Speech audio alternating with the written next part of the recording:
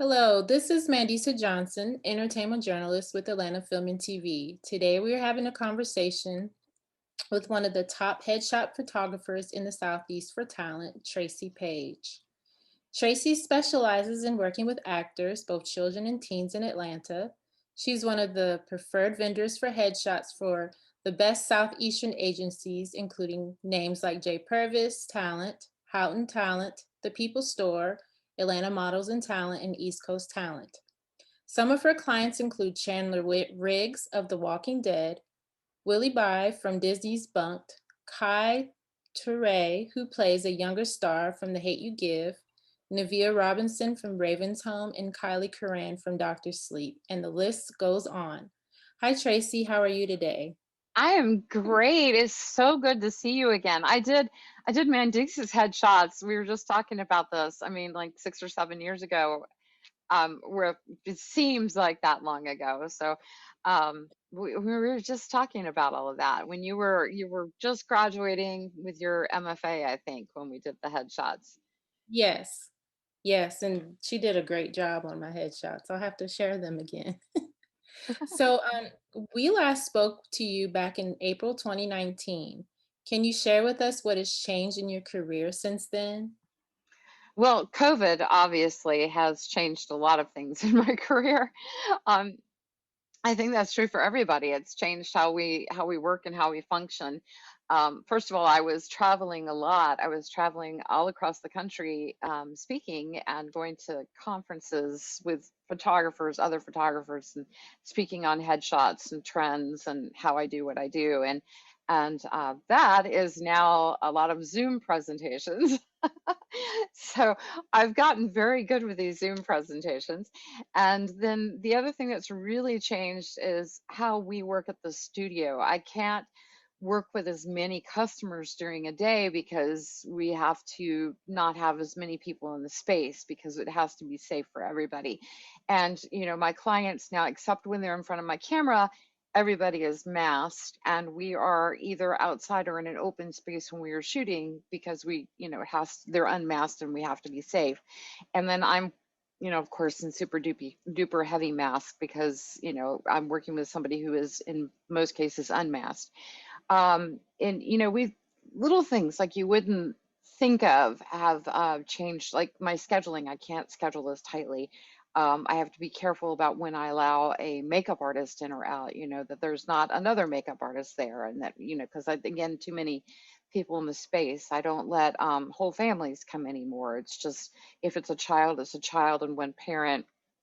If it's an adult, it's just the adult. Don't bring your significant other or your children. I mean, no extra people. We've rearranged our working area so that the makeup table is not as close to the furniture, so that we have more room for makeup artists to work. We've added HEPA filtration. My landlord has added in a new air conditioning system so that we can circulate more fresh air into the space. Um, we've had to add trash cans, make sure that everything has plastic liners so that you don't have to touch a paper towel when you're gathering up the trash. We've had to put away our linen towels and make sure that we have paper towel holders and everything is paper towels. And then, there were months where we really had a hard time finding paper towels and we Wow. had to have paper towels.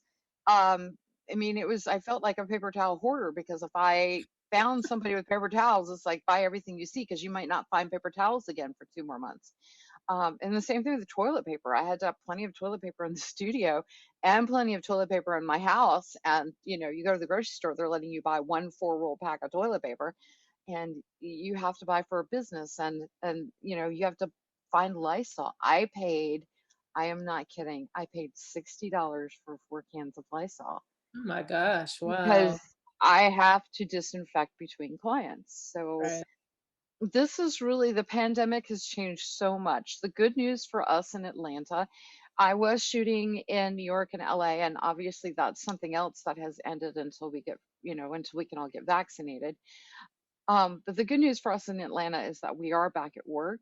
Um, we're actually busier right now than we were because LA is still to a large degree shut down, and we can work in Atlanta. So, and we are the content providers. When everybody has binge watched because of the pandemic. They are desperate for new content. Right. And so we have a whole industry desperate to get back to work to provide the content. And we're one of the few markets that's actually working. So um, we're really, really busy right now. We're hopping. So, business wise, I have the business. I mean, like everybody else, I sat at home for 3.5 months, but I'm working again, but with a lot of new protocols and practices in place for both myself and my clients. And it's just a real interesting time to be in the industry. So, and I'm trying to get vaccinated like everybody else. you know, Right. I'm like, it just can't be soon enough that we open up these other groups to get vaccinated because we all are so desperate to be safe and work safely and be safe with each other. And, just come on with these vaccines already. We're ready. Right. Wow, that's a lot. I know it took a lot of planning. Like, what was that like to like plan to like, you know, just from what you told me, I'm just like, wow, that seemed like that took a lot. I got so fortunate in that one of my clients was one of the first people back in my studio. Also happened to be, he works for the Georgia Film Academy and for the University of Georgia, the university system. And he was one of the people working on protocols for the state of Georgia. So, fortunately, since he was one of the first people back in my studio, we were talking about this before I came back. He really helped me plan the protocols, looked at my space, looked at my practices, and made adjustments for me, and suggestions. And we came up with a list of protocols and how to handle it. And we stuck to it. And I send it out to every client. What they need to do before they come to my studio, so they know what our protocols and our practices are. And then I have another dear friend who is a hospital epidemiologist, and she looked at everything we were planning to put in place and made additional suggestions, or told me in a couple of places where she thought I was maybe going a little overboard, and could back off a little bit, like I was, gloves. And I was like, and I got these great antibacterial gloves, and she's like, well, we don't really have any incidents of surface to surface transmission, so you maybe don't have to do that. And I'm like, yeah, but I have to wear gloves anyway because I'm cold. Right. So, I'm going to do this anyway. So these are the gloves I'm going to wear. And she's like, okay, that's fine. Whatever. Wow. And Yeah. then the other thing is I had just switched to a longer lens. So where I think when I worked with you, I was still shooting with an 85. Now I shoot with a 100, and that gives me some more distance to my client. But we've had a little retraining on the client and the agent side, to kind of prep them for the idea that they're going to see more in an image. It's not going to be the really tight head and shoulders that they're used to. We have to crop that in post because we do have to give ourselves some space now. I can't be as on top of a client as I was before. So that Okay. has been a little education on my part. The first few times back out, there were complaints from agents that I wasn't tight enough, and I had to say, I'm shooting with a 61 megapixel. I have plenty of room to get tight, but you're going to see images that from me are maybe cropped a little bit further distance because I have to give myself distance from the client. I can't be on top of everybody. So that has, it has changed a little bit about how we do things. Wow. Yeah. I mean, that makes sense. I never thought about not getting on top of the client. Right.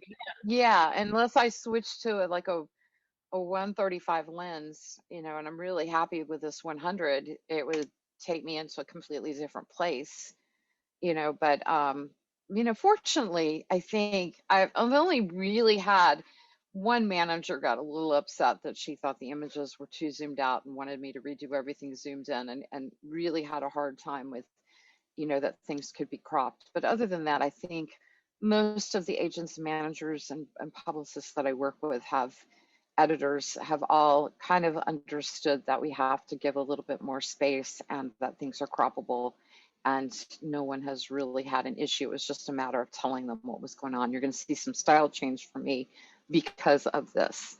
And it doesn't really mean anything in the final image. It just is just going to be your proof. What you see in the proof, you're going to see more image. So, that's just, and I think, there's to some degree it's an advantage for the actor because if you decide to crop your image to 8 by 10 instead of that 6 by 9 crop we do in the Southeast, you have more image to play with for cropping. So it doesn't have to be so tight on the head.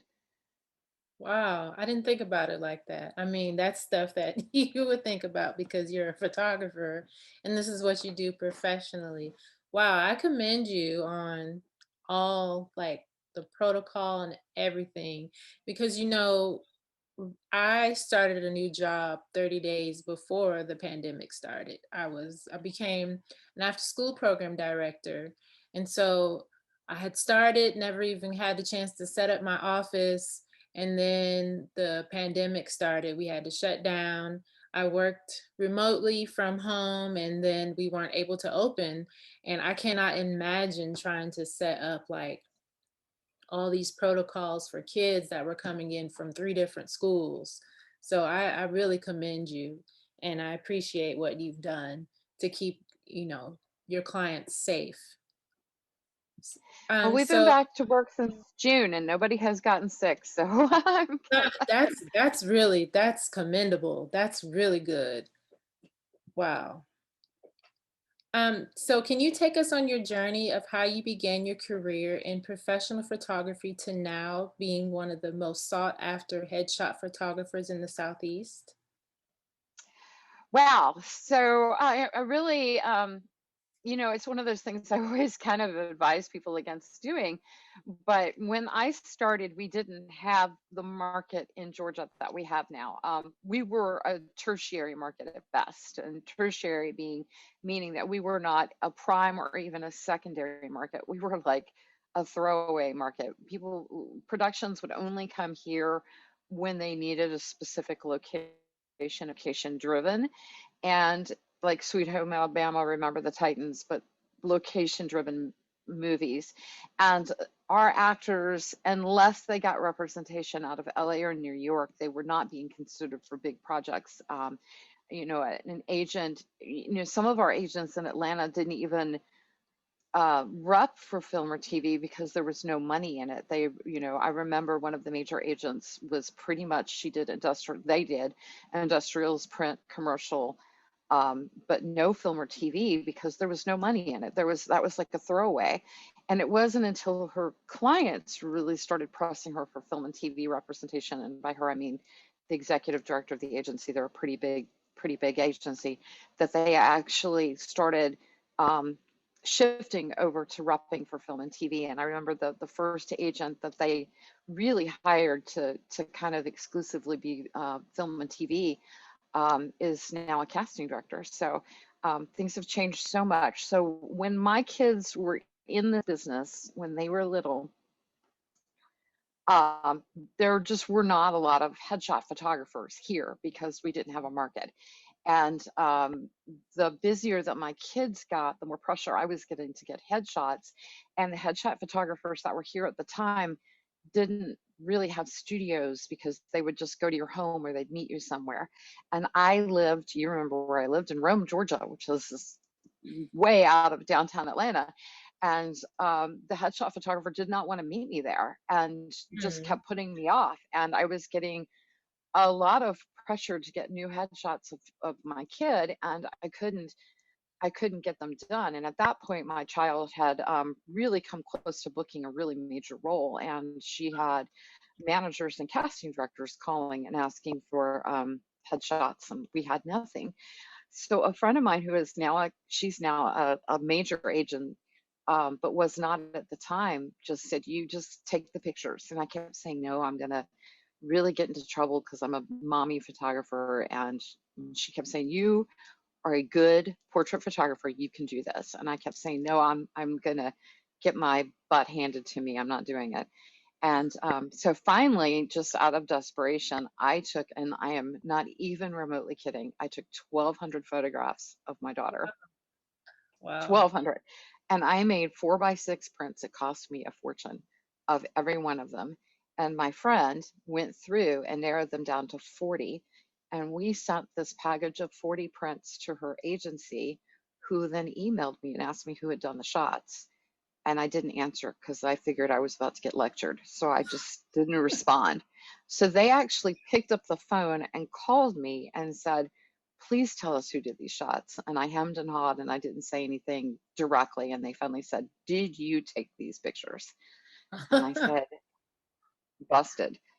And and they said, look, our top photographers in the market have moved to LA and are not here anymore, and we don't have anybody shooting. If we train you and teach you exactly what we want, are you interested in doing this for a living? Wow. And literally, that was how I started. And now they're one of the top five and one of the oldest agents in Atlanta. Um, and my friend who went through all of the photos for me is also one of the biggest agencies. Both of these agencies are in the companies that you mentioned when you did the intro for me. So two of the biggest agencies in Atlanta, but we still didn't have an industry here when I started. But luckily, um, and at first I was terrified of her, but there was a casting director who had showed a lot of interest in my daughter, and I was absolutely terrified of her and refused to. The first time my daughter auditioned for her, I refused to take her. I made her agent take her to the callback because I just knew that, if I went, she wasn't going to get an offer. The casting director and I eventually became really, really good girlfriends. And she was one of the people who wrote the tax incentive law to bring the industry here to Georgia. And she's been Wow. recognized with an honorary Emmy for that. And she really kind of helped me a lot in telling me what to do, what not to do. And as our industry started to grow, I had her ear on how to make her goal was to make have a place in Atlanta where people in Atlanta worked. That was her goal. She wanted to put actors to work in the Southeast. She was a big believer in Georgia talent. And what my goal was to make our headshots not look like they were from the Southeast. Mm. So because she was so knowledgeable and saw LA actors and New York actors all the time, she was able to help train me along with the agents on how to what they were doing in LA so that our actors would with their headshots have a fighting chance. And so as our market grew in Atlanta and we became a major market, I was growing along with them and Wow. helping helping the actors, get in the door. I mean, we kind of learned what a headshot, what it made a headshot go, local yokel versus competitiveness. And so our goal is really to give them that competitiveness. And I think the kind of the coup de grace for me a couple of years ago before he passed away, there was a one of our legendary acting coaches, Sam Christensen, had been coming to the Atlanta market a lot. And so I asked Sam, I said, do you have time to have coffee with me one day? I would really like to pick your brain on what the trends are in LA so that I can make sure that I'm staying with the industry trends. And he wrote me back and said, you can buy me coffee any day, Tracy. He goes, but you don't have to pick my brain on what the trends are because you are the trend. And Wow. that really just kind of cemented for me that all of that hard work and trying to make sure that our clients were competitive with their headshot had actually worked and paid off. And now I have this confidence that when I do headshots for somebody, there is not going to be any difference between the competitive of an LA headshot versus the competitive of my Atlanta headshot. Those actors are going to get seen. There's going to be a level playing field. And that's really been my goal all along, to try to make sure that that we level the playing field and that we could just like help our whole market, our actors, rise up and be competitive. And my friend, we ended up sharing a studio together for 5 years, and she's retired from some of the business and still active in some of the business. But before she kind of retired, she always used to say that was the thing for her to make us compete. And before she kind of started to step back, she told me that they were she was able to start casting leads from Atlanta. Wow. And that is such a huge statement because, unless you had industry representation in LA, you didn't get cast for leads or even major supporting roles from Atlanta. And now our Atlanta actors are being seen for leads as Atlanta actors. I mean, they don't have to pretend like they're LA talent anymore. And that's just huge. And Yeah, so anyway, yeah. that's been kind of my evolution in this, and I think it speaks to our elevation also in that people from LA follow me and Mm. send me questions and they hear me speak. And I in the last before COVID, I spoke in Oklahoma, I spoke in Oregon, but I also photograph. I spoke in New York. I spoke to New York photographers about how to shoot a headshot, not how to shoot a Yeah. Southern headshot, but how to shoot a headshot. And I love that. I love it when I get an email from an LA photographer saying, "Hey, how did you do this?" or "What is the trend?" or because we are on trend. We are a major market now. We are right now. We are the major market, and we have leveled the playing field, and it's just been a spectacular thing to be a part of. Wow, that's amazing. It's definitely a journey for you. And yeah, your headshots, they're great. I look at your work on Instagram and I'm like, wow, these are really nice. I mean, keep trying to push it forward. Nobody's resting on laurels. It's keep trying to break barriers, push new ground, be inventive. You know, and I have certain goals too. I don't like to be flat, so it's like, how do I sell shot? You can still see every inch of real estate that is a face and not be flat. So, have more personality. These are things that are constant challenges for me. Wow. Things that I wouldn't even think of because again, I'm not a not a photographer. Uh, Can you share with us about your experience at the Dodd School of the Art at the University of Georgia? Oh my gosh, it's been such a long time ago, but so I'm really old. I'm ancient, No, you're but not. I loved going to UGA and the Lamar Dodd School of Art, and I'm very proud to.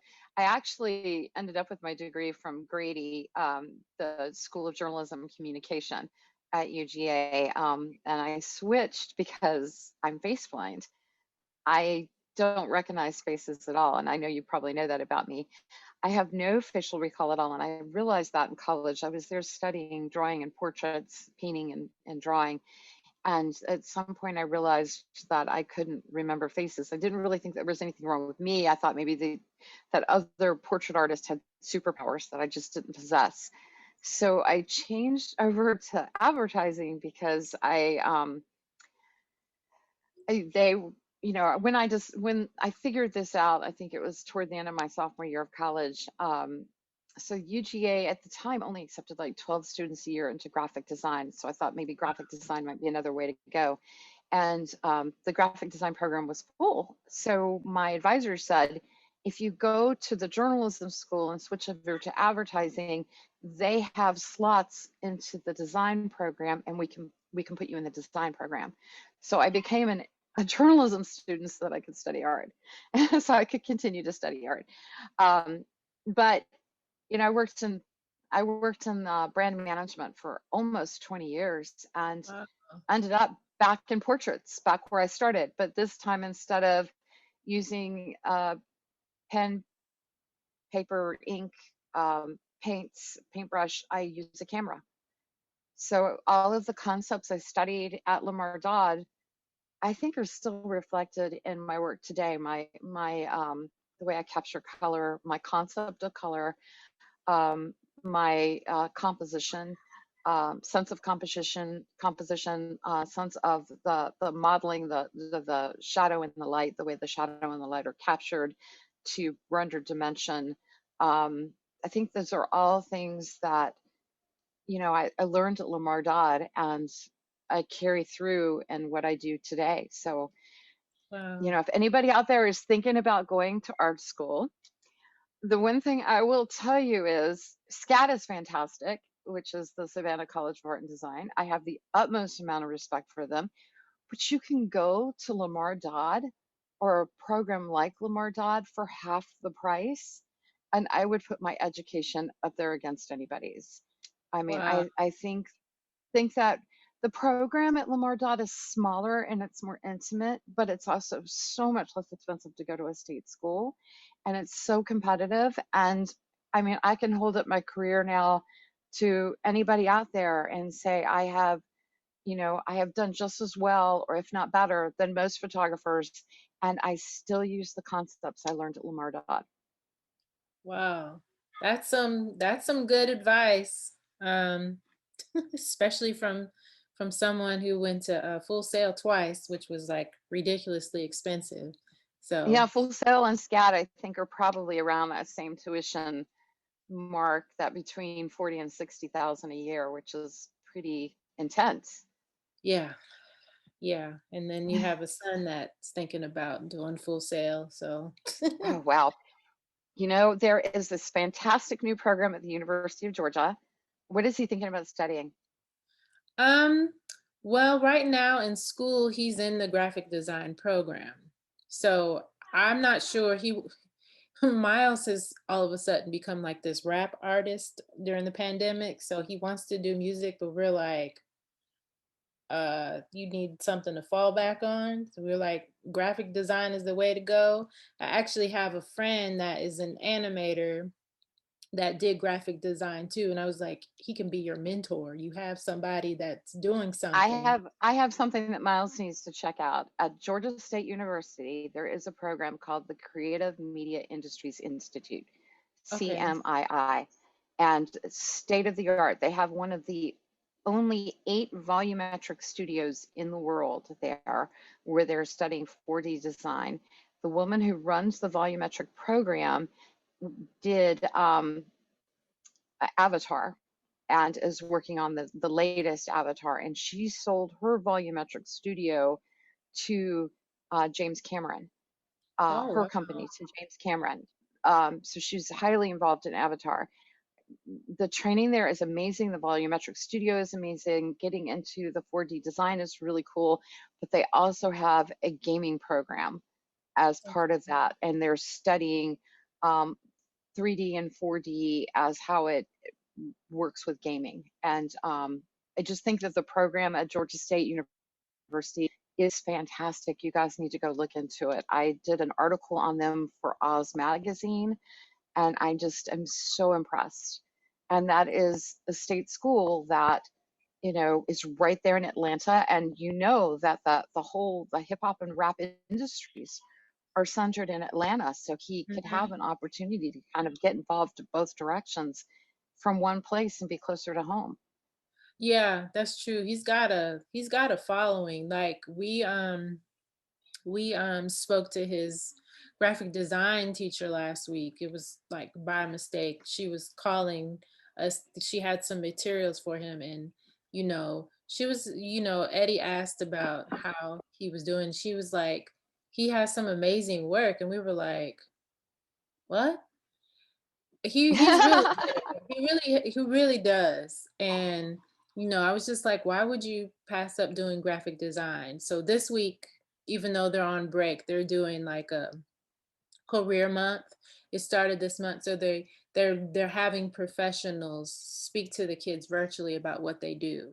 So hopefully, something would spark, you know, for him to keep on Well, the take him on a trip to CMII. It's a I think they just finished out a $25 million build.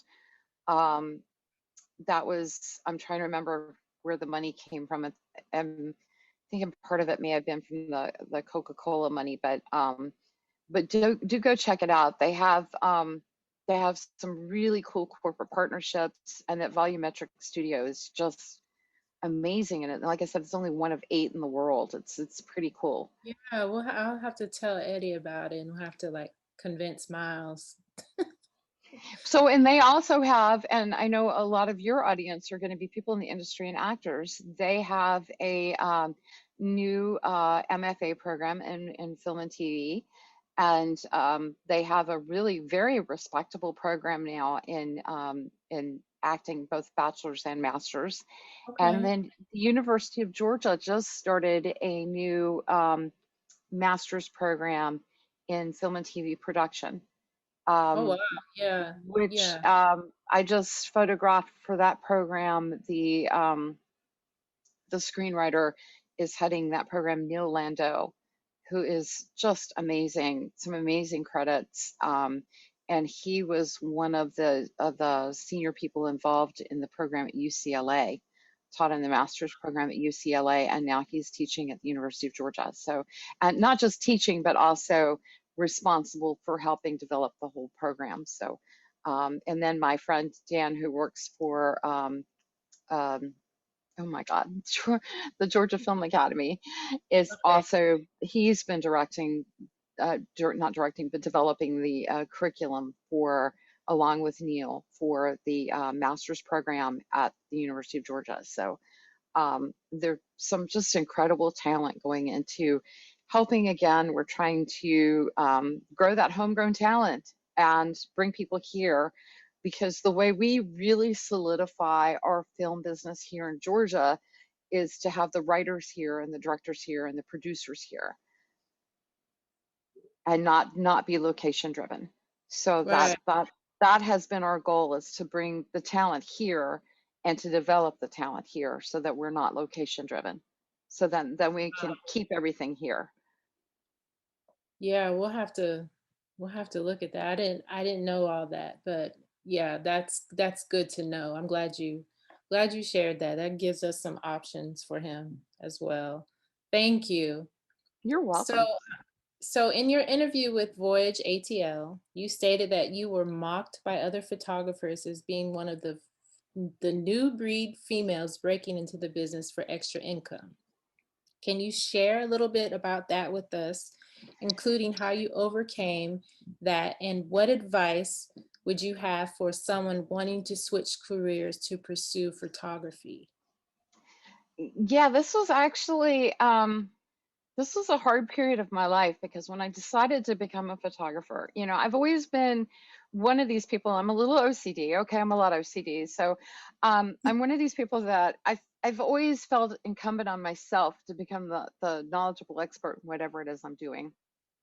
And and I think because of that, I think that's kind of like the secret sauce of success. I think that, because of that, whatever I've done career wise, I've been able to do successfully, because I almost obsessively try to learn everything there is about that career. So one of the first things I did when I decided I was going to study, be a photographer, was, try to join trade organizations to learn photography. And what I ran into was, at the time, there were a lot of women taking up photography, because cameras had become more advanced and less expensive. And, I think there's a lot of women out there feeling like they didn't need to hire a professional photographer anymore because they could do it themselves.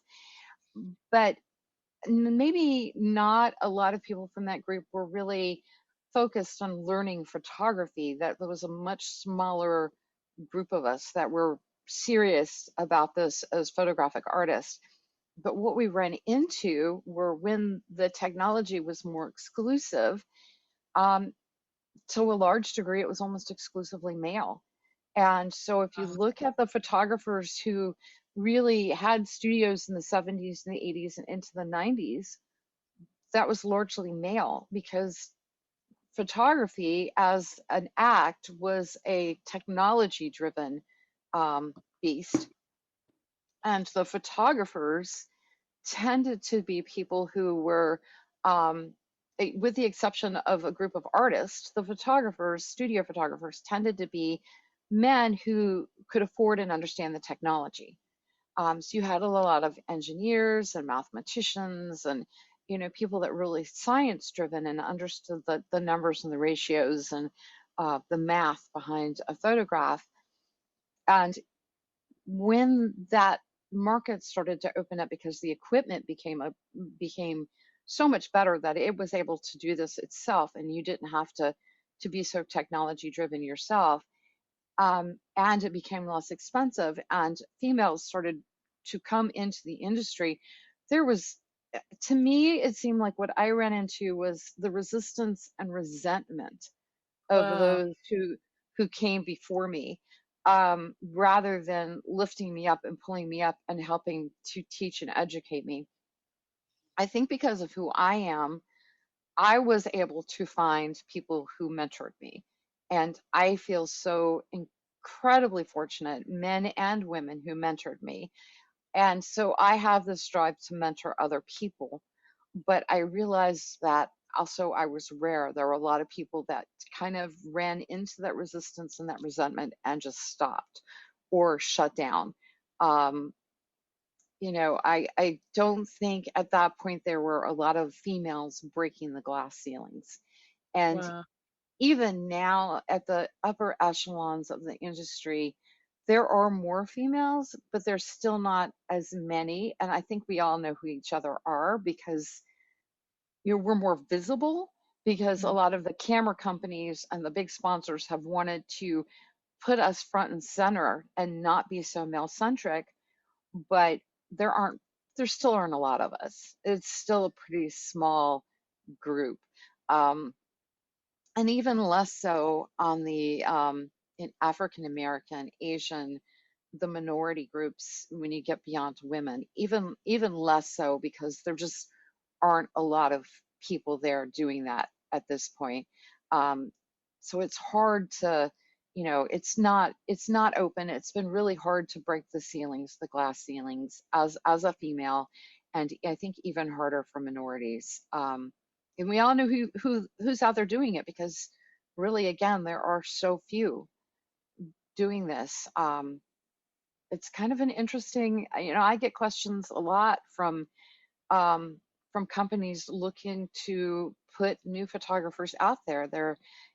Who else is out there? Tell me women that aren't sponsored yet, or African Americans that aren't sponsored yet, or better yet, African American women who aren't sponsored yet. There are so few Asian women who aren't sponsored yet. It is just not a lot of people breaking that glass ceiling yet, and on a broad basis.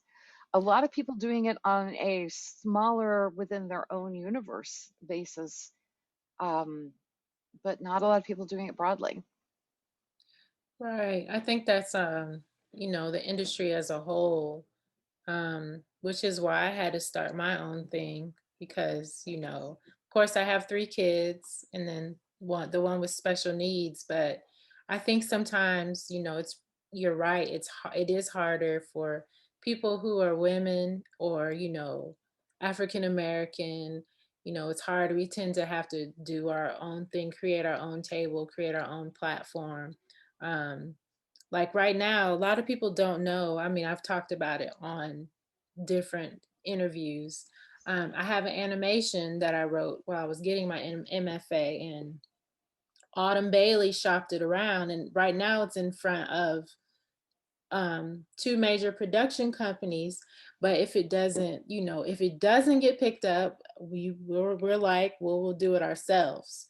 We're like, because I know how to like raise money through create a quick Kickstarter or whatever. It's the longer way, but if it's something that I want to get out there, it's something that I'll have to do. So you're Well, I'm right. sure Autumn has given you the advice too that now is the time because we are so desperate for content.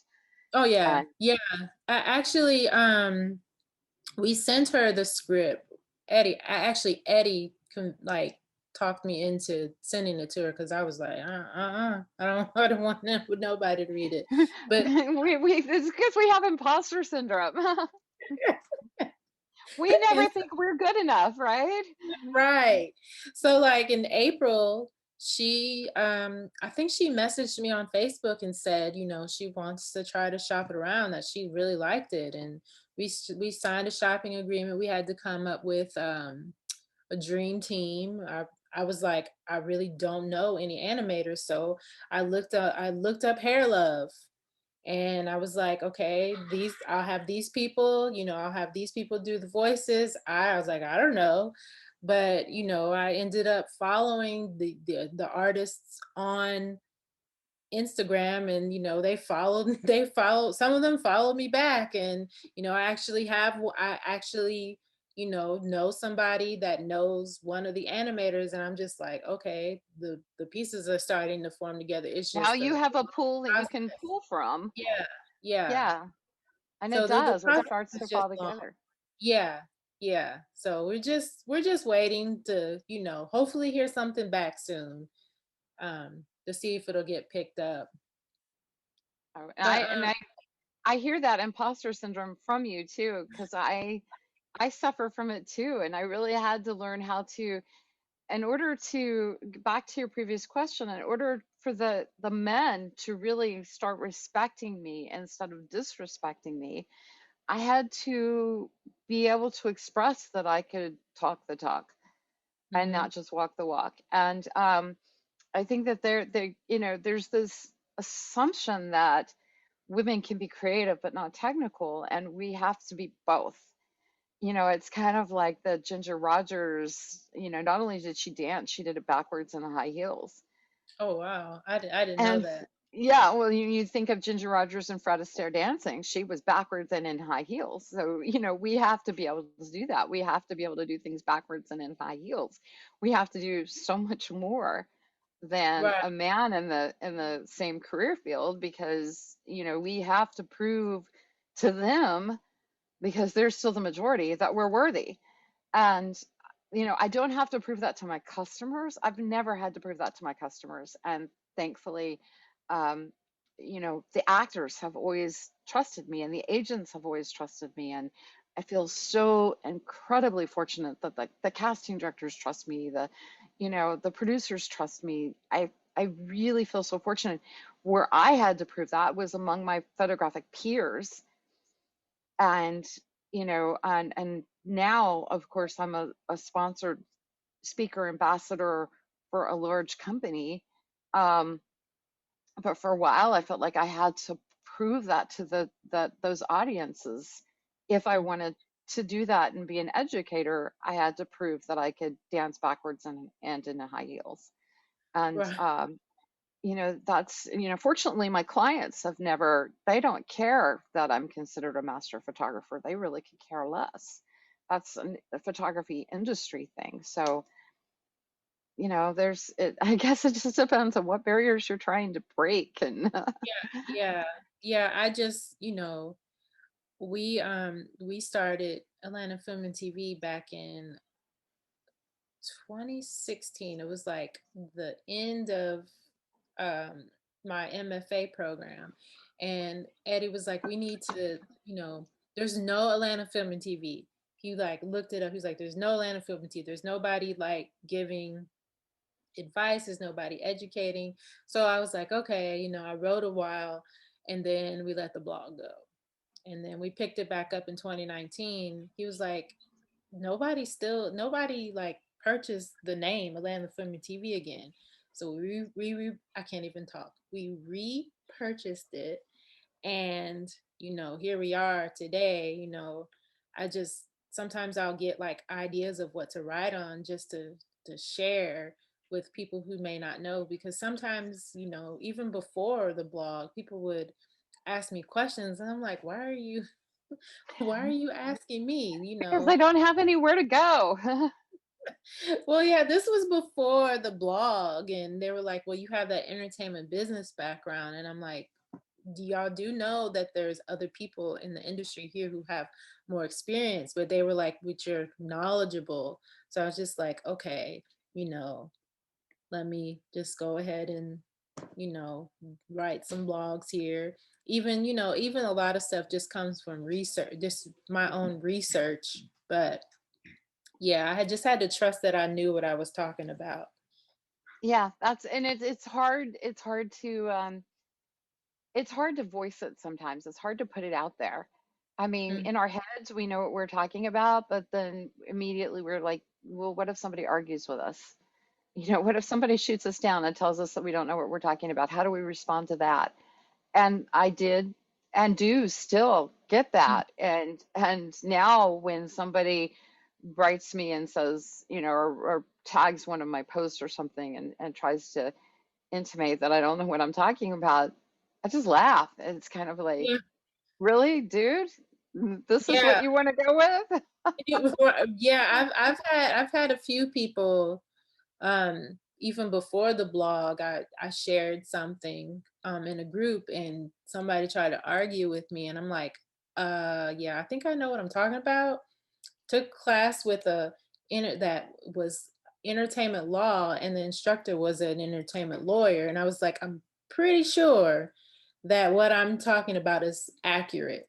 So I didn't argue, I just let him have that, and then somebody came at me on in a group, which I try not to post too much in the groups, but I was just like, I think I know what I'm talking about. But then there's Yeah, other that's times like, yeah, like, wait, let me verify that. No, I had somebody respond in a group and I left the group. I just got so frustrated. But there was a group on headshots and I posted something and somebody said, I think I posted a picture that I had put on social media. And in the photo, one of the really top successful actors in our market had commented that it was maybe the best headshot he had seen recently. And I posted it in this group, and somebody said, well, if you were really a headshot photographer for actors, this is what I would tell you to do because I am a professional actor headshot photographer, and this is really what we would do. And I was like, what? Okay, dude, I've never heard of you before, and I right, really look me up. You will understand that I really do understand what I'm doing, and maybe you need to change your thinking a little bit to thinking that I'm not following the trend to realize that really what I'm doing is setting the trend. And right, yeah, so maybe it doesn't meet your convention of what you think should be done, but my clients are working actors. And yeah, that's what I go with is like, when somebody does that to me now, I'm like, okay, stop and think about this because you shoot actors. Think about your roster of who you shoot and look at the roster of who I'm shooting. My right, clients get in the door, they get auditions from their headshots. That is my job, not to do what you think is the convention over here, but to actually get clients in the door to audition. If I'm doing that, I am doing my job, and that's what I'm doing. right, yeah. Yeah, so you knew what you were doing. I totally, and totally. It was just funny. I was just, that was the point where I was like, maybe I just need to get out of this group because it's pissing me off.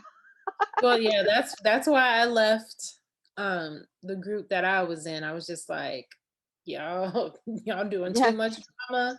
I was brought here to be a, resource, and it's like nobody's taking what I have, and, I did start my own website with my name at first, and then I blogged a little bit, but then I was just like, "I need something that's a little bit more professional." So, Well, I love what you're doing. I love the whole idea of focusing on Atlanta entertainment and media, and thank you. I work with Oz Magazine. Also, I'm one of their contributing photographers, and same thing. There was nobody in the Atlanta market doing that, and they just kind of grasped it and hung on, and they're doing really well now because we have an industry, and you guys are now the source. And it's the same thing with me. I mean, when I started, there was no industry, and we have an industry, and now I'm the source. And it's we just got to keep plugging away at it, keep Yeah. lifting people up. Yeah, that's true. So